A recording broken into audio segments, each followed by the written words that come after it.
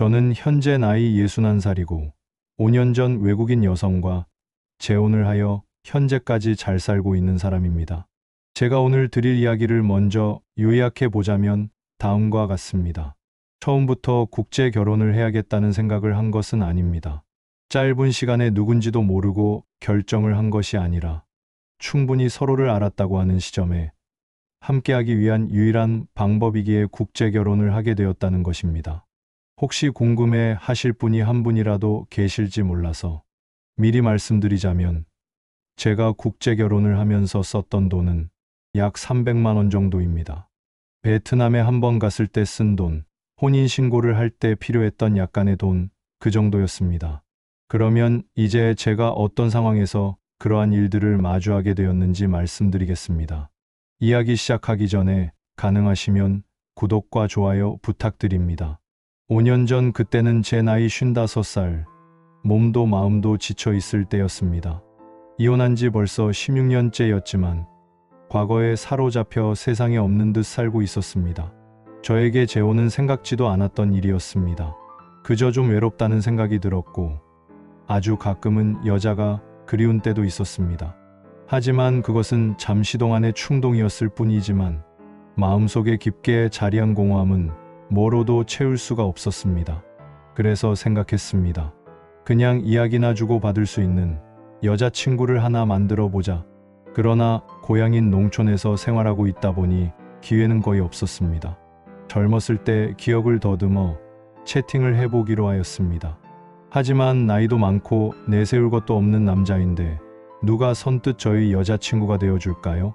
그래서 생각한 것이 외국인 여성과 채팅을 해보는 것이었습니다.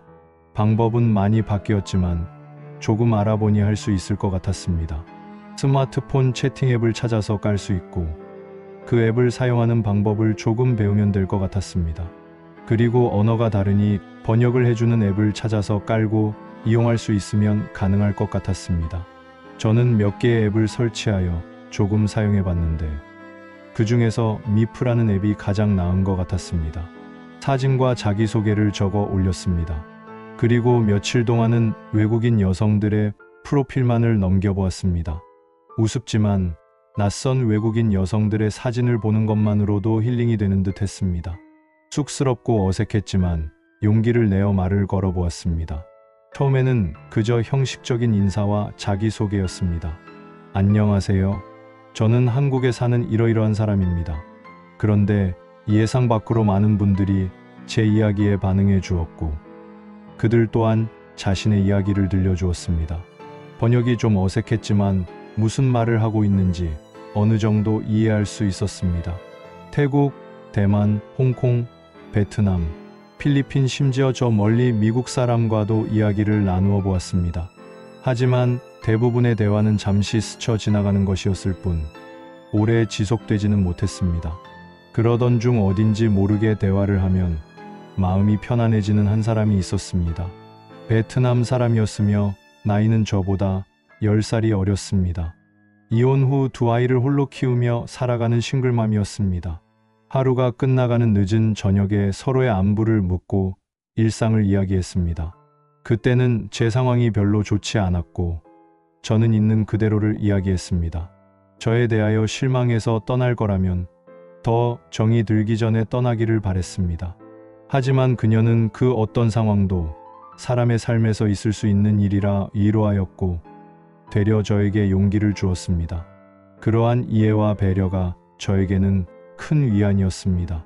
그렇게 우리는 친구가 되어갔고 그 이상으로 발전해 가는 것 같았습니다.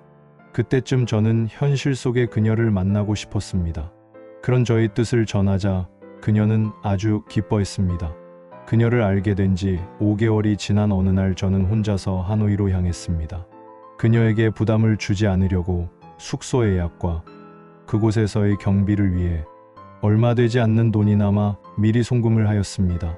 그리고 이야기했습니다. 제가 하노이에 가는 것은 관광이 목적이 아닙니다. 그저 어느 곳에서라도 당신과 이야기하고 소소한 시간을 보내고 싶기 때문이에요. 그렇게 우린 하노이 노이바이 공항에서 처음으로 만날 수 있었습니다. 나이가 50 중반이었지만 왠지 모를 기대와 설레임을 느끼며 이 나이에도 이런 느낌이 드는구나 하는 생각을 했습니다. 그녀와 처음 대면했을 때의 상황은 기대와 달리 어색하기도 하고 말도 잘 안 통해서 답답하기까지 했습니다. 하지만 5개월의 시간은 그리 짧은 것이 아니었습니다. 대화가 힘들어도 서로의 의중을 이해할 수 있었으며 서로를 믿으며 며칠간의 시간을 함께 보낼 수 있었습니다.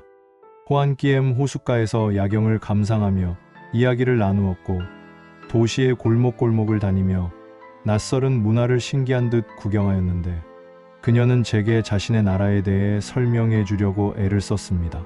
그녀가 살고 있는 작은 원룸에 가보고는 가슴이 먹먹해지는 느낌이 들었습니다. 처음의 서먹함은 어느새 사라지고 오래전부터 알던 사이 같았습니다. 그녀의 친구의 집에 초대를 받기도 했고 현지인들이 많이 찾는 맛집을 찾아 처음 맛보는 음식들을 먹어보는 호사도 누렸습니다. 베트남 사람들도 숙연해지는 호치민 주석의 묘지에도 가보고 담장이 없는 철로에 앉아 사진도 찍고 지나가는 기차를 바로 느낄 수 있는 철기력 카페에서 차를 마셨습니다. 그렇게 짧은 5일을 보내고 돌아오기 전날 그녀는 한국에 계신 어머니와 저를 위해 한 올 한 올 직접 지은 옷을 꺼내 놓았습니다. 누군가에게 이런 대접을 받은 게 정말 오랜만이구나 하는 마음에 가슴이 뭉클했습니다. 여기저기 다니고 맵기 맛있는 식당에서 식사를 하느라 돈이 많이 들었을 것이라 생각되어 울었지만 그녀는 제가 보내준 돈으로 충분했다고 말했습니다. 제 생각에는 더 많이 쓴 것 같았는데 저는 나를 위해 소중한 시간을 내어주어서 고맙다고 말했고 미리 환전해 두었었는데 다 쓰지를 못했네요. 이것으로 아이들과 만난 거 사 먹어요 라고 말하며 가지고 있던 $100 지폐 몇 장을 그녀에게 건네고 한국행 비행기에 몸을 실었습니다. 그녀는 제게 어떤 약속도 바라지 않았고 언제나처럼 밝은 웃음으로 절 배웅해 주었습니다. 여기까지가 몸이 건조한 삶을 의욕도 없이 살던 55살 남자가 조금 용기를 내어 세상과 소통하려 한 후에 일어났던 일입니다. 그러고 보니 벌써 그때가 햇수로 6년이 되었습니다. 그녀는 지금 제 아내가 되어 제 곁에 있습니다. 한국에 온 후 저는 며칠 동안 그녀에게 연락을 할 수가 없었습니다. 아무 일 없었듯이 안부를 묻고 소소한 이야기만을 나누며 예전처럼 지낼 수는 없었습니다. 지나온 시간을 돌이켜보고 앞으로의 삶에 대해 생각했습니다. 그리고 그녀에게 연락하여 말했습니다. 나는 부족한 사람이고 아무것도 보장해 줄 수는 없지만 나와 남은 인생을 함께 하겠냐고요. 그녀는 기뻐했습니다. 제가 베트남에 갔을 때는 결혼을 전제로 간 것이 아니었기에 그녀의 부모님을 만나지 못했지만 그녀의 부모님은 딸의 판단을 존중한다는 말로 허락을 하셨고 그녀의 아이들 또한 엄마의 행복을 빌어주었다는 말을 후에 들었습니다. 그렇게 그녀와 저는 국제결혼이란 것을 하기로 하였습니다. 결혼식은 생략하기로 하고 양국에서 혼인신고를 서둘러 진행하였으나 그녀가 한국에 오기까지는 1년 이상이 더 걸렸습니다. 보통 국제결혼 이주 외국인의 경우 비자 발급 시 의사소통 능력을 증빙하기 위해 한국어 능력 시험을 치르는데 그때가 코로나 팬데믹의 절정기라서 시험 자체가 이루어지지 못하였습니다. 다행스러운 것은 그녀를 알게 된 얼마 후부터 서로의 언어를 공부하기로 하였었고 저 또한 베트남어를 공부하고 있을 때였습니다. 코로나가 언제 끝날지 모르는 상황에서 마냥 기다릴 수 없어서 저는 베트남어 오픽 시험을 보게 되었고 겨우겨우 중간 레벨 정도의 등급을 받을 수 있었습니다. 그 서류를 첨부하여 아내의 입국 비자를 받을 수 있었습니다. 하지만 그때는 국가별로 입국 제한이 되는 경우가 많아서 아내를 데리러 출국을 할 수가 없었습니다. 어쩔 수 없이 아내에게 혼자 올 수 있겠느냐고 물었고 그녀는 그럴 수 있다고 하였습니다. 그렇게 아내는 어느 날 아침 한국으로 오게 되었으며 저는 새벽길을 3시간 운전해서 공항에 나갔습니다. 이른 시간이라 출국장을 나오는 사람도 드문드문했는데 오래 기다림 끝에 커다란 캐리어를 끌고 나오는 작은 여인을 마주했고 바로 제 아내였습니다. 그 먼 곳에서 저 하나만을 보고 낯선 한국에까지 온 아내를 보니 마음이 짠했습니다. 채팅으로만 5개월, 그 후 한 번의 만남, 그리고 결혼, 너무 성급한 게 아니었을까요?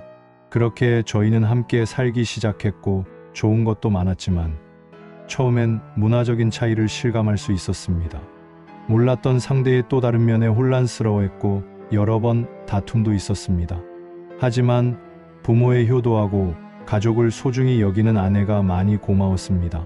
그렇게 아웅다웅하며 살아온 지 벌써 4년이 지났고 어느새 저는 환갑의 나이가 되었네요.